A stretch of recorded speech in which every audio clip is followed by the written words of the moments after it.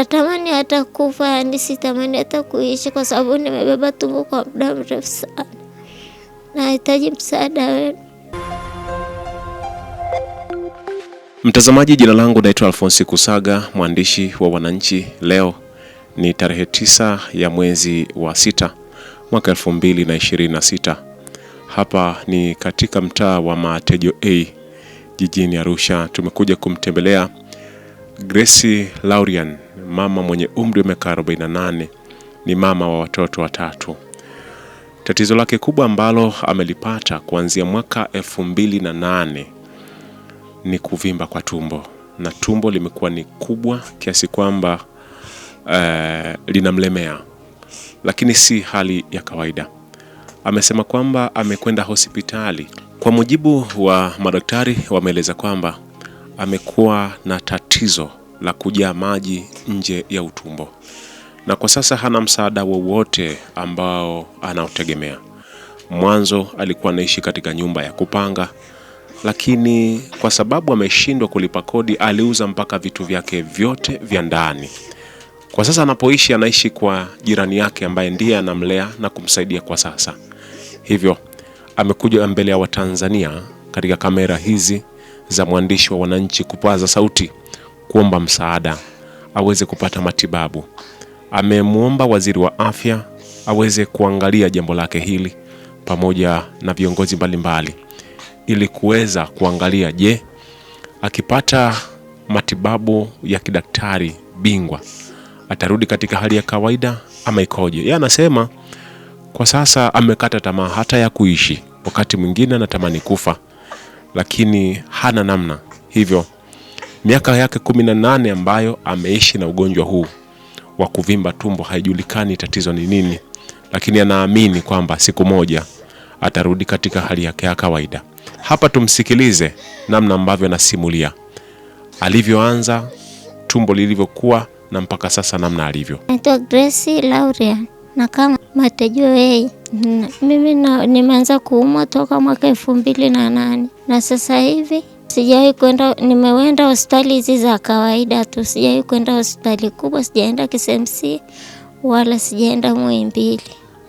Nilikuwa naomba Watanzania wenzangu wanisaidie, sina hata pa kukaa, sina pa kuishi, kodi ya nyumba nimeshindwa kulipa, nasaidiwa na majirani. Nilikuwa naomba Watanzania wenzangu wanisaidie, nikatibiwe KCMC, nikatibiwe KCMC au Muhimbili, nikachukua vipimo vikubwa. Nilikuwa tu nikizunguka na hospitali ndogo ndogo tu nikinywa dawa tu ambazo haziwezi kuniponesha. Kwa hiyo ninaomba watu wanayeniona hapa, Dr. Samia, mkuu wa mkoa, na wananchi wanayeniona hapa ndo wanaona kama ndugu zangu, ninaomba wanisaidie niweze kwenda Muhimbili, niweze kwenda Muhimbili au KCMC. Naomba serikali wanisaidie na jamii inayoniona hapa. Nateseka, nimeteseka kwa muda mrefu toka mwaka 2008 mpaka sasa hivi nateseka, na maana nimeshindwa kujihudumia. Ninaomba msaada wenu, mnisaidie. Nateseka, sina hata pa kukaa, mpaka nimeuza vitu vya ndani. Kwa hiyo nakaa kwa majirani na kodi ya nyumba nimeshindwa kulipa. Sioni mtu wa kunisaidia zaidi ya wananchi, na ndo ndugu zangu wanisaidie mahali popote wanakoniona hapa Arusha au nje ya Tanzania. Naomba msaada, mnisaidie. Tusaidie kidogo. Tatizo unasema lilianza mwaka 2008. Ni dalili gani zilianza mpaka tumbo likaanza kuvimba na likawa kubwa kiasi hiki? Nilianza na typhoid. Nilipoanza na typhoid nikawa naenda hospitali za kawaida. Sija ugonjwa ni vipimo hivyo vidogo havionyeshi. Mpaka labda niende kwenye vipimo vikubwa ndio labda vinaweza kuonyesha ili niweze kusaidika. Pia sina uwezo hata wa kujitibu. Na hili tumbo linauma ama linakuaje? Kuna wakati linauma, natapika, hata kwa mwezi naweza nikatapika hata ndoo ndogo ikajaa. Kwa mwezi natapika hata mara 4. Na ukilishika hivi ni gumu au ni? linabonyea. Liko kama limejaa maji. Ndio. Na ulienda hospitali gani na hospitali gani wakakwambia nini? Nilienda hospitali nilienda hospitali ya St. Thomas. Nikaenda Aga Khan, nikapimwa. Nilipopimwa kuna dawa tu nilipewa, lakini hizo dawa kuweza kunisaidia. Wao walivyokupima, walikupima wakakwambia shida ya tumbo kuwa kubwa hivi ni nini? Waliniambia na maji nje ya utumbo. Kwa hivyo hawawezi kutoa hayo maji kwa sababu ugonjwa bado hujajulikana. Na niliambiwa nikienda hospitali yote nisitolewe maji bila ugonjwa kujulikana. Ni mpaka ugonjwa ujulikane ndo nitolewe maji. Na wewe ni mama wa watoto wangapi na una mume? Mimi ni mama wa watoto 3. Na pia watoto wangu hao wengine, mmoja ni mdogo, wengine wameolewa huko kijijini, hawana uwezo wa kunisaidia. Zaidi kunipa tu labda hela, labda nikiumwa labda paracetamol, labda 10,000 kwa mwezi. Hivyo tu ndo wanaweza tu kunisaidia. Na hili tumbo namna lilivyo, unasikia njaa kama wengine? Sisikii njaa. Naweza nikanywa chai asubuhi, alafu nikakaa hata mpaka saa 5 za usiku ndo nikala chakula kidogo sana. Ndio. Kwa hiyo unakosa hata hamu ya kula au nini? Sina hata hamu ya kula. Na namna unavyotembea unasikia uzito? Nilizito mpaka miguu inauma. Na labda uko nyuma historia ya familia hujauliza, kwa sababu baadhi ya watu wengine huenda wanahisi mambo ya kishirikina, labda mtu amekuloga hivi? Sijauliza. Ndio, niliendelea tu kujitibu kwa sababu mama pia ana uwezo. Ndio. Kama mama, kama mwanamke, siku zako zile kama mwanamke ulikuwa unazipata? Nilikuwa sizipati. Ndio. Tangu hilo tatizo limekupata? Sikuwa nazipata. Ndio, nilikuwa sipati siku zangu. Sijawahi kupata furaha hata kwa tatizo limeanza. Nimeteseka kwa muda mrefu. Kwa hiyo nahitaji msaada wenu. Naomba mama anisaidie, Waziri Gwajima anisaidie, na waziri wa afya na mama Dr. Samia anisaidie. Najua hapa mnaniona nilikokaa nateseka kwa muda mrefu, sasa hivi na karibu miaka 20. Kwa hiyo nahitaji msaada wenu. Kuna sana najiuliza mpaka sijui nimekosea nini kwa Mungu, maana ninateseka. Nimeshahudhuria maombi, yaani mpaka hapa nilikofika nimeteseka kwa muda mrefu, sina pa kwenda, nimekaa tu nyumbani. Kwa hiyo nahitaji msaada wenu nipate kutibiwa.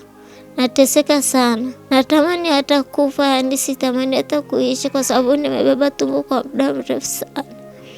Nahitaji msaada wenu. Na mtu sasa akitaka kufanya jambo kwa sababu yako, namba zako za simu unazo? Ndio, 0741 44 25 44. Na mwanzo ulikuwa unaishi wapi na hapa unapoishi ni kwa nani? Hapa naishi kwa jirani, kwa rafiki yangu tu wa siku nyingi. Aliona anichukue baada ya kukosa makazi ya maeneo ya kukaa. Ndio. Na mwanzo hapa Arusha ulikuwa unakaa wapi? Nilikuwa nakaa Matejo B. Maana hapa ni Matejo A. Labda ukiwa unakaa hivi, unaweza kujikunja hivi na nini? Najikunja kidogo. Kwa namna ambavyo unajikunja linakuwa kubwa zaidi. Linakuwa kubwa zaidi. Maumivu husikii? Nasikia maumivu kwenye mgongo kwa sababu mgongo umekaza. Kuinama huwezi kuinama? Nainama kwa shida sana. Nilikuja, niliambiwa nije kwako kwa kusaga. Ndio. Nilipofika ndo nikakuelezea matatizo yangu. Wewe ni Mkristo? Ndio. Nasali wapi? Nasali kanisa ya Philadelphia. Ndio. Na umejaribu pia hata kujaribu kwenda kwenye maombi hivi? Naendaga maombi, ndo yameniweka paka leo. Ndio. Watu wanisaidia niweze kwenda hata KCMC nikatibiwe au Muhimbili. Ndio. Kwa hiyo ugonjwa huo wa hili tumbo kwa hivi haujulikani? Bado hao madaktari wadogo hawajaweza kujua ninaumwa nini. Ndio, ningeingia kwenye vipimo wanisaidia, ningia kwenye vipimo vikubwa, labda naweza kusaidika. Ndio. Pole, Mungu atakuponya. Asante. Naamini Mungu yupo. Amina. Kuna siku utakuwa sawa. Amina. yaani hapa ndo nasikia maumivu, naumwa mpaka kwenye mbavu, tumbo linauma mpaka kwenye kitovu. Ndio linavuta, yaani mpaka kwenye mbavu, mgongoni imebaki tu mifupa. Na mbona kama lina joto kali? Ndio lina joto, na sijanywa hata chai toka asubuhi mpaka saa hii sisikia hata njaa. Sasa hivi ni saa 8. Ndio. Kwa hiyo unaweza ukakaa maisha yako yote usile, lakini usisikie njaa. Ndio, sisikia hata njaa, nakaa hata mpaka jioni, nakaa tu, mara ingine nakunywa tu uji hivyo. Pole, Mwenyezi Mungu, amini tu Mwenyezi Mungu atakuponya. Amina. Unajua Watanzania wenye huruma wataona mwisho wa siku utapata msaada. Amina, atanisaidia. Na usikate tamaa ya maisha hii. Amina, sikati tamaa. Mungu aliyesaidia wengine atakusaidia na wewe. Amina.